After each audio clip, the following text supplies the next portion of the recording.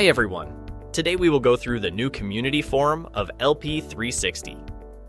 To access the LP360 Community Forum, you will need to go on the new support site of LP360 at support.lp360.com. On the homepage, you will see the Community Forum as one of the categories. Click on this tab to enter.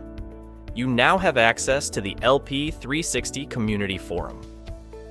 The current community topics include General Discussion, LP360 User Conference, LP360 Cloud, and Feature Request. At any time, you can simply click on one of the community topics to engage. So for example, let's click on General Discussion.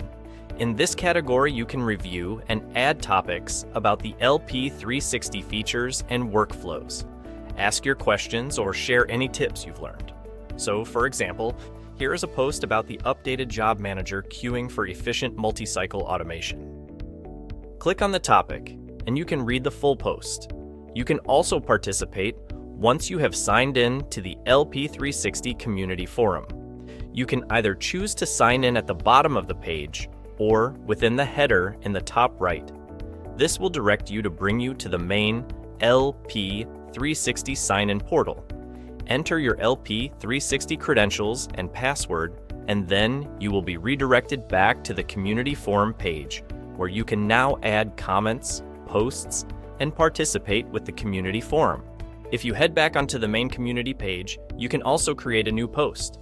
Simply click the New Post button or select one of the topics, like LP360 Cloud, and create a new post. Simply enter the title, the details you wish to share, and select the topic where you want to make the post, and then click on Submit to Share. We look forward to your participation in the LP360 Online Community Forum. This digital platform is designed to bring together individuals with shared interests to discuss topics, exchange knowledge, and collaborate to enhance their understanding and proficiency with LP360 software.